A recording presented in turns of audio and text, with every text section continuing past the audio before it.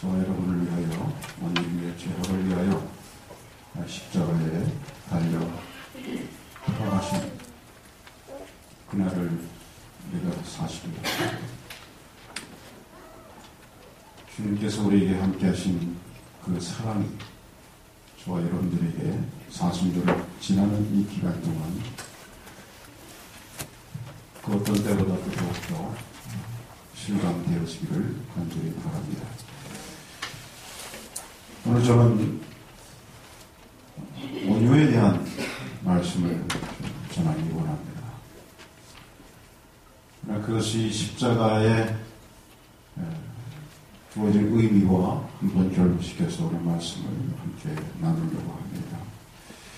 중국의 아주 유명한 노자라는 사람 아시죠? 그 사람은 상창이라는 스승에게서 도를 배웠습니다. 어느 날 그 상창 그 스승이 늙어서 죽게 된 것을 안 이 노자는 그 스승을 찾아가서 사부님께서 세상을 드실 날이 얼마 남지 않은 것 같습니다. 이제 저에게 가시기 전에 마지막 아주 귀한 가르침을 주십시오. 라고 이렇게 부탁을 합니다. 이 상창은 얼마 동안 그 노자의 얼굴을 보더니 입을 아주 크게 열고는 내 이빨이 있느냐 이렇게 물었답니다. 그러자 그 노자는 이미 늙어서 모든 이빨이 다 빠져버린 스승의 입안을 보고서 없습니다. 이렇게 대답을 했어요. 다시 그 상창은 내 혀는 있느냐 이렇게 물었습니다. 노자는 사부님 혀는 있습니다. 이렇게 대답을 하자 상창은 자 이제 알겠느냐 그렇게 말을 했답니다. 그때 노자는 사부님 알겠습니다. 감사합니다. 그리고 큰 절을 드리고는 물러나왔다고 합니다. 이들이 주고받은 이야기는 간단명료합니다. 긴 설명이 붙여지지도 않았고 또 무엇을 깨달았는지도 말을 안 했지만 노자가 무엇을 알고 무엇을 깨달았을 것일까?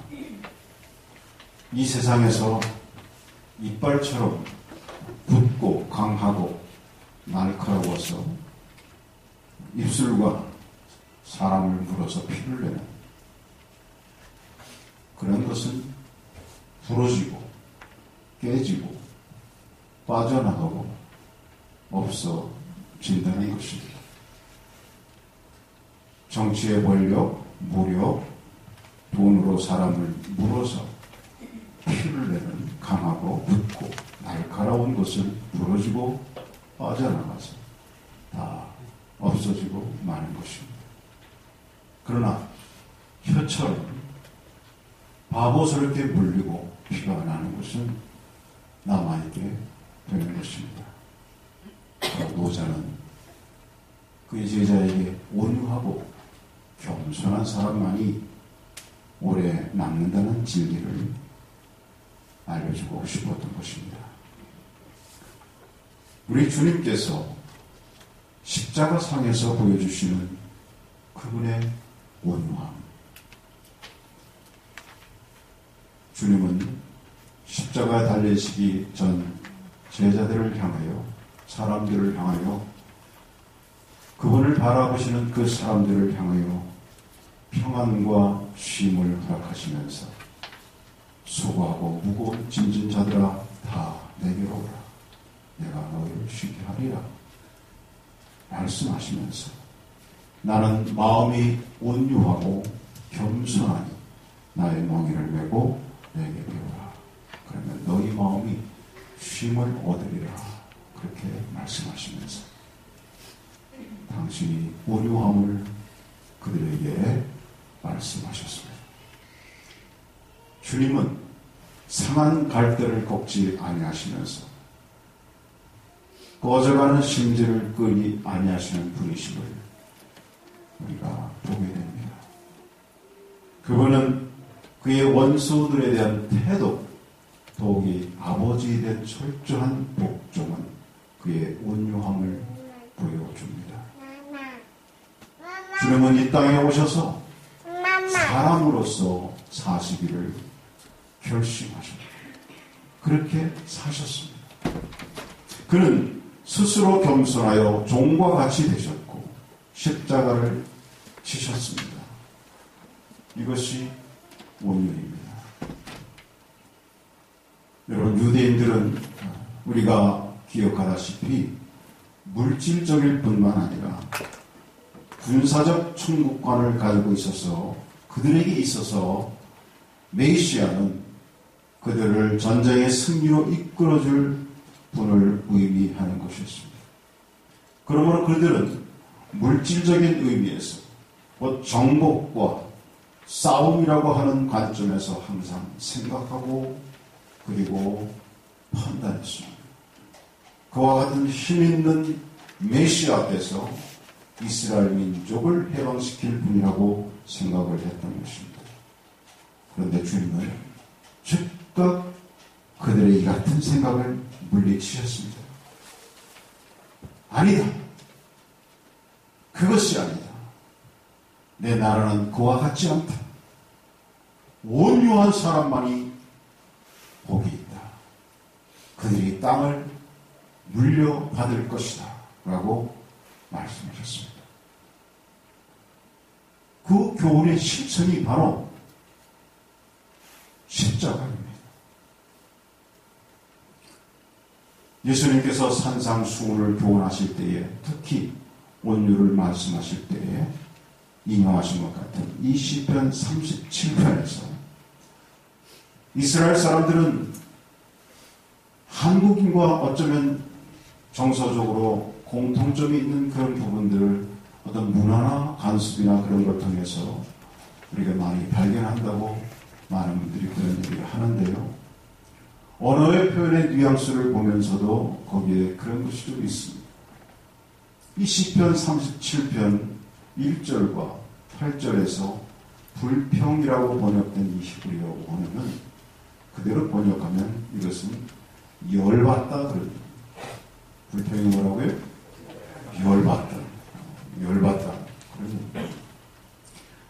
그러니까 본문이 이 시편 37이 본문이 열을 받지 말라고 한 데는 그런 어떤 기질보다는 인간적인 본성, 그 본성적인 죄를 배경으로 하고 있는 것입니다. 바로 그 인간적인 본성의 그 죄가 뭐냐? 바로 투기인 것입니다. 제러스. 내가 그 사람의 위치해야 하는데 라고 하는 어떤 시기심인 것입니다. 남들이 나보다 더 누리고 산다든지 승진이 빠르다든지 하면 슬슬 부하가 밑에서부터 끓기 시작하는 그런 인간의 본성.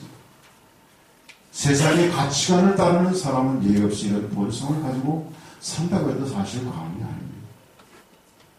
그런데 하나님은 이런 인간을 향하여서 열받지 말라 그렇게 말씀하십니다.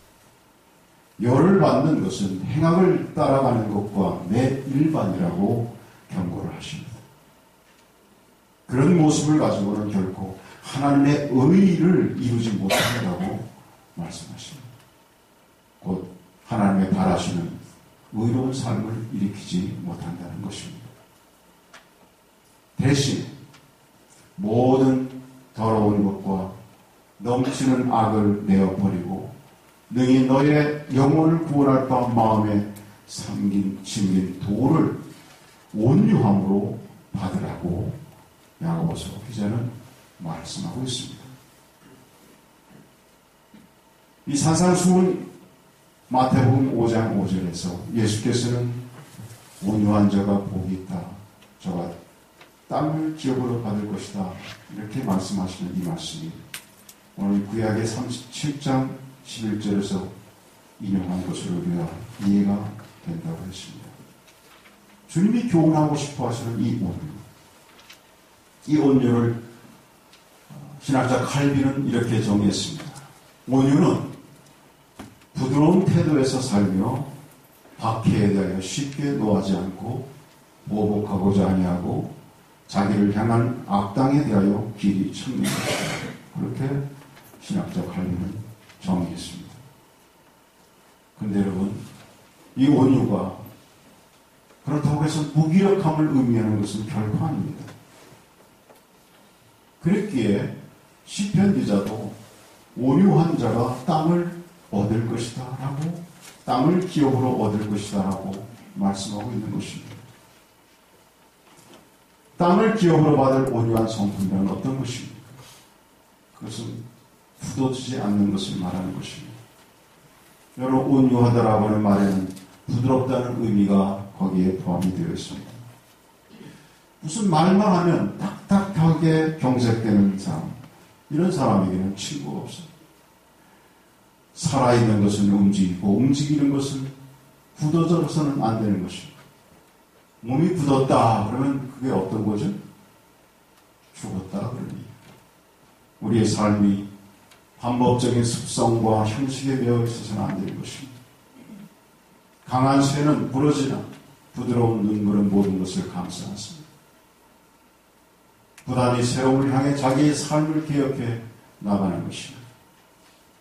굳어지는 것은 죽는 것입니다.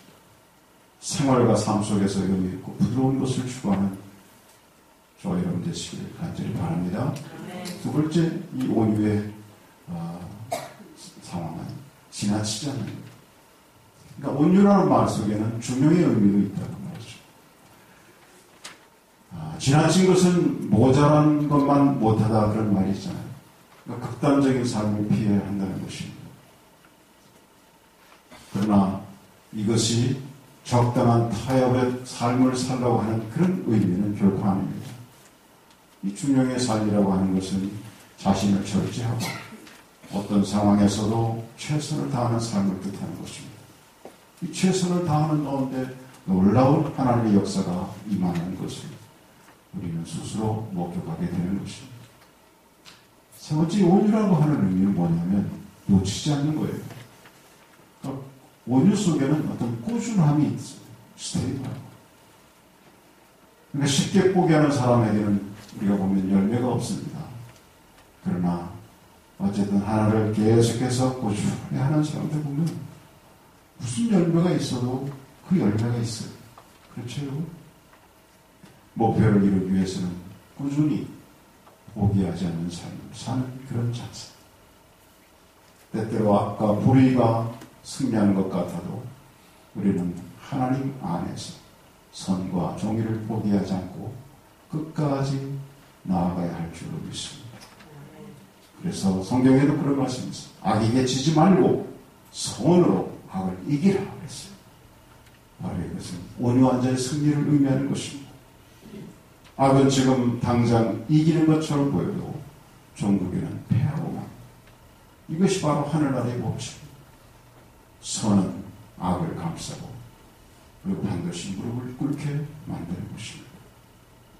여러분, 저는 이 사순절 기간을 지나면서 자연스럽게 십자가의 의미를 되새기게 됩니다.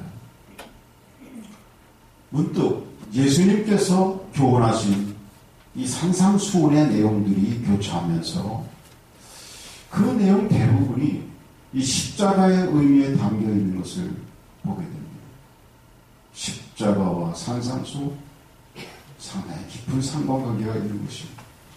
물론 이 두 가지가 모두 예수님과 관련되어 있으니까 그런 결과가 당연한 것입니다. 그래서 저는 이 사순절 기간에 예수님의 산상수훈의 교훈들을 살펴보면서 십자가의 의미를 되새겨 볼까 합니다. 그 첫 번째 의미가 바로 이 온유예요.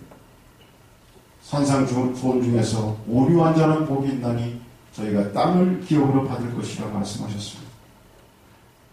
여러분, 우리가 아까 읽었던 마태복음 27장 35절 이하의 그 내용들을 보시면서 그럼 무엇을 느끼셨어요?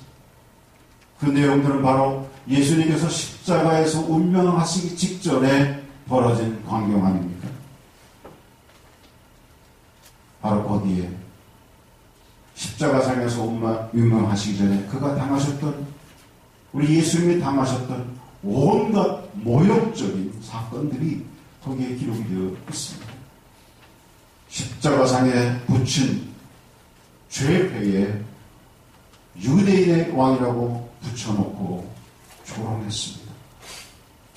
강도들과 함께 십자가에 매달아 예수님은 메시아가 아니라 한낱 강도와 같은 부류에 불과하다는 그런 점을 부각시켰습니다. 지나가는 대부분의 사람들이, 종교 지도자들이, 그를 추종하는 세력의 사람들이 십자가를 지나가면서 머리를 흔들어가면서, 그 당시에 가서 머리를 흔들었다고 하는 것은 완전히 경건성을 배제한, 상대방을 극도로 조롱할 때 행하는 그런 그들의 모습인데, 그러면서 예수님을 모욕했어, 욕했어. 한번 당신이 그렇게 힘있는 자라니 당장 내려와봐라. 비웃었습니다. 이런 상황에서 예수님이 그와 같은 모욕적인 일에 단 한마디라도 반응하셨다는 기록은 성경 어디에도 없습니다. 예수님은 침묵으로 일어나셨습니다. 오히려 다른 복음서에 보면 당신을 조롱하는 강도들을 위로하고 천국의 소망을 안겨주시는 모습이 기록이 되어 있습니다. 그야말로 은유의 극치입니다. 주님은 자신의 원수에 대해 철저하게 온유하셨습니다. 주님은 상한 갈대를 꺾지 아니하시고 꺼져가는 등불을 끄지 않으시는 분이십니다. 보여주셨습니다. 그리고 당신을 세상에 보내셔서 십자가에 달리게 하신 그 아버지에 대해서도 그분은 온유하셨습니다. 주님은 사람으로 사시기를 결심하셨고 그렇게 사셨어요. 너를 스스로 겸손하여 종과 같이 되셨고 종례는 십자가를 지셨습니다. 철저하게 아버지의 뜻에 복종하는 이런 주님을 보여주셨습니다. 저는 오늘 바로 이와 같은 온유한 주님께서 십자가를 지신, 그 십자가를 지신 이 주님을 통하여 온유한 자의 의미를 한 세 가지만 말씀드리고 오늘 말씀을 마치려 합니다. 첫째, 온유한 자는 멀리 보는 자입니다. 즉 인내하는 사람입니다. 시편 37편에서 시편 기자는 처음에 1절에서 말하기를 행악자를 인하여 불평하여 하지 말며 불의를 행하는 자를 투기하지 말지어다라고 했습니다. 무슨 의미냐면 조급해하지 말라는 거예요. 열받지 말라는 거예요. 인내하라는 거예요. 야고보서 기자가 1장 4절에 말한 것처럼 인내를 온전히 이루라는 것입니다. 여러분, 세상의 만물은 시간의 뿌리를 두고 있습니다. 그래서 오늘 시편 37편에 이 기자가 말한 것처럼 속히 베이고 쇠잔할 것이라고 하는 2절의 말씀의 표현들, 그리고 9절에서 있는 끊어질 것이라고 하는 이런 묘사들이 바로 시간의 뿌리를 둔 만물의 필연적인 어떤 결론을 말하고 있는 것입니다. 우리가 살아가는 이 세상 모든 사건들이, 모든 일들이 끝이 있다고 하는 거예요. 결론이 있다고 하는 거예요. 이런 상황에서 믿는 자들에게 필요한 삶의 모습이 무엇인가? 그런 제한된 시간 안에서 성급하게 우리가 결론을 내지 아니하고 하나님의 결론으로 우리의 삶을 이끌어가는 이런 태도가 바로 믿음의 사람들의 태도인 걸 믿으시기 바랍니다. 오늘 시편은 하나님의 결론을 땅이라는 말로 표현을 했습니다. 그 땅을 온유한 자가 기업으로 받을 것이라는 말로 표현을 했습니다. 정확히 말하면 그 땅, 이 땅은 그 땅입니다. The land. 그것은 어떤 지리적인 의미에서의 땅의 의미보다는 그 그 땅은 바로 하나님의 시간이 흐르는 곳을 의미하는 것입니다. 즉 하나님의 영역 안에 있는 하나님의 시간의 세계 속에 있는 그것을 얘기하는 것입니다. 그 땅을 보이는 이 세상의 어떤 배후에서 완성되어져 가는 바로 하나님의 나라, 하나님이 모든 것을 핸들하시는 그것을 말하고 있는 것입니다. 바로 그 땅을 보는 자, 그 시간 너머에 하나님의 세상을 보는 자는 자기 어떤 몫을 챙기기 위해서 성급하지 않고 하나님의 성실하심으로 식물을 섬는다고 오늘 시편 1가 3절에서 표현하고 있습니다. 즉 하나님의 성실을 담은 성실을 식물로 섬는다. 하나님의 약속의 말씀들, 하나님께서 내게 정해주신 그런 시간들, 하나님의 그런 핸들 안에서 그것을 늘 바라며 기다리며 함께 가는 이런 모습을 우리에게 말씀하고 있는 것입니다. 그러니까 우리의 삶을 그분의 말씀에, 우리에게 말씀해 주시는 하나님의 약속의 말씀의 사이클에 우리의 삶을 맡기는 삶, 이것이 바로 온유한 자의 모습이라고 하는 거예요. 그 온유한 자의 모습 속에서는 어떤 인간적인 성급함이나 조급함이 있지 않다고 하는 거예요. 하나님의 시간에 맡기고 기다릴 줄 알고 인내한다는 그런 의미인 것입니다. 이런 의미에서 멀리 보는 자라고 하는 것입니다. 여러분, 하나님의 약속의 말씀에 모든 것을 맡기고 묵묵히 주어진 길을 가는 저와 여러분들을 간절히 바랍니다. 하나님이 주시는 온유한 성품이 바로 이와 같은 모습으로 이 땅을 살아가게 하여 주실 줄 믿습니다. 두 번째, 이 온유한 자는 위를 보는 사람입니다. 위를, 그것은 다른 말로 하면 하나님을 의지하는 자라고 하는 거예요. 하나님의 뜻대로 살아가는 자라고 하는 의미입니다. 멀리 보는 자의 자연적인 결론이 뭐냐? 그것은 위를 보는 거예요. 그렇죠? 여러분, 한번 집에 가셔서 뒷마당에서 한번 실험해 보세요. 멀리 보시려면 어떻게 해야 돼요? 땅을 보면 멀리 보면서 위를 보시려면 멀리 보시죠.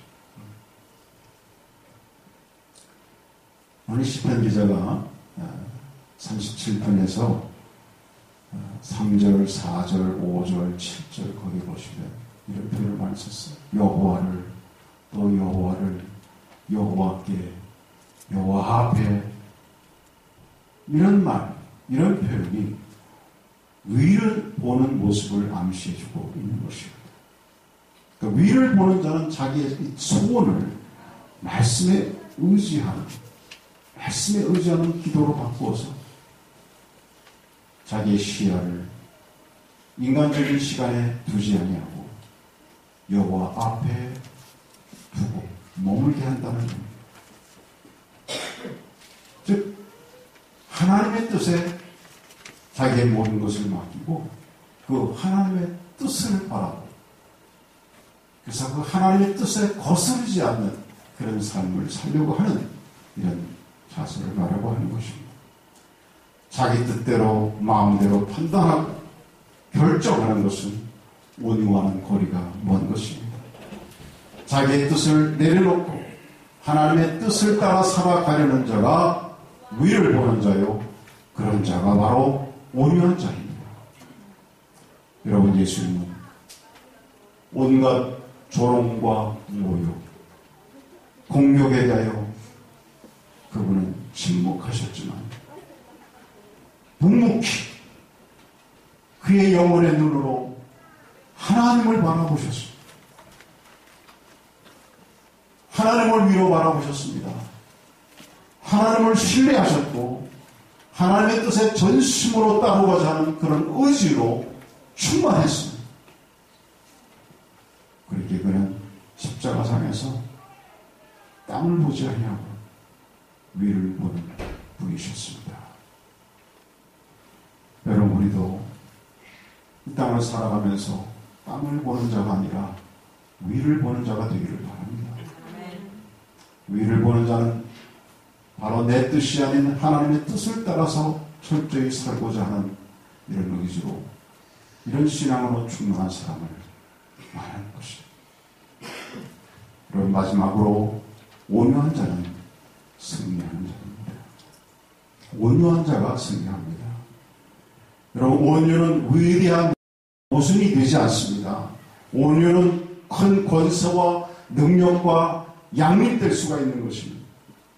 지금까지 살펴본 사람들은 진리의 위대한 수호자들, 바로 그들이 우리의 신앙의 선배들이었고 온유한 사람들이었고 그리고 승리자였습니다.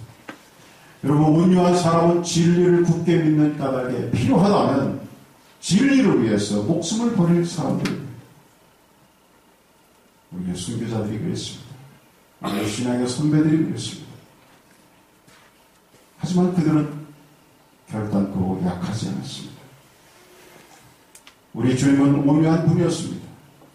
그래서 그가 달리신 십자가 어떤 공격적인 모습을 그는 보여주지 않았습니다. 온유함의 그 상징, 그 자체였습니다. 그러나 그 십자가는 인간의 모든 죄와 사슬을 끊어버리는 놀라운 역사를 이루었습니다. 여러분, 우리는 이 땅을 살아가면서 우리 주변에 많은 그런 일들을 보면서 바로 온유한 자가 그 온유함이 힘이고 능력이라고 하는 것을 우리는 우리 주변에서 얼마든지 보게 됩니다. 여러분, 그렇다면 마지막으로 그 온유함을 우리가 어떻게 덧입습니까? 성경을 자세히 보세요. 성경의 표현에 이렇게 되어 있잖아요. 온유하게 되라. 그리하면 너희가 땅을 기업으로 받을 것이다. 그렇게 표현하지 않았어요. 그렇죠? 네. 어떻게 했어요? 뭐라고 했어요? 뭐라고 했어요? 네. 온유한 자는 그랬지. 온유한 자가 되라. 그러면 땅을 이렇게 하지 않았다는 거예요. 어떤 온유가 어떤 의지에 의해서 되어지는 그런 거로 표현하지는 않았다고 해요. 왜 그랬을까요? 그 까닭은 온유는 하나님이 주시는 선물이기 때문입니다. 여러분, 이 선물을 소망하시기 바랍니다. 네. 하나님 주시는 선물입니다. 여러분, 우리가 신앙의 선배들을 보면 바로 그걸 알 수 있습니다. 대표적으로 모세라는 인물, 베드로라고 하는 인물, 그들 다 온유한 분들이 아니에요. 아주 어쩌면 성격이 순간적으로 불같이 일어나는 사람들이었습니다. 모세가 그랬죠. 그런데 성경은 민수기 12장 3절에 보시면 모세에 대하여 말하기를 이 사람 모세는 온유함이 지면의 모든 사람보다 승하도다 그랬습니다. 그러니까 모세가 온유하게 되었다고 하는 거예요. 선물로 그 온유함을 받았다고 하는 거예요. 원래부터 모세가 순한 사람이고 온유한 사람이 아니었다고 합니다. 그럼 우리는 모세의 히스토리, 그의 사건을 통해서 너무 잘 알지 않습니다. 성질이 부풀어졌어요. 아까 온유가 뭐라 그랬어요? 히브리 원어의 의미가 열받아서 사람 죽였잖아요. 그런데 그가 그렇게 온유한 사람이 하나님의 선물에 의해서 되었다고 합니다. 여러분, 베드로도 마찬가지 아닙니까? 베드로가 얼마나 성질이 깐깐한 사람이었어요. 그도 열받쳐서 괴롭혔던 예수님을 잡아갔던 그 사람들의 무리를 자기가 어떻게 해보겠다고 칼을 휘둘러서 말보라고 한 사람이 귀를 떨어뜨리지 않습니다. 그런데 베드로전서 3장 8절 이하를 보시면 너희가 다 마음을 같이하여 체휼하며 형제를 사랑하며 불쌍히 여기며 겸손하며 악을 악으로 욕을 욕으로 갚지 말고 도리어 복을 받으라. 이를 위하여 너희가 부르심을 입었으니 이는 복을 유혹으로 받게 하려 하십니다. 누가 말한 거예요? 베드로가 말한 거죠. 그렇게 온유한 사람이 되었어요. 왜? 온유는 하나님이 주신 선물이었기 때문입니다. 그러므로 여러분, 저와 여러분이 이 온유함을 덧입기 위해서 우리가 기도해야 됩니다. 기도하셔야 됩니다. 하나님 안에서 내가 온유함을 덧입게 하옵소서. 온유한 자가 땅을 기업으로 받는다고 하였사오니 우리가 이 축복 누리게 하옵소서. 주님께서 십자가를 통하여 우리에게 보여주신 그 놀라운 역사가, 그 의미의 한 가지가, 그 중에 한 가지가 그분의 온유함이라고 하였다면 우리도 이것을 놓치지 않게 하옵소서 하는 기도가 저와 여러분에게 있기를 간절히 축원하옵나이다. 기도하겠습니다. 하나님 고맙습니다. 주님의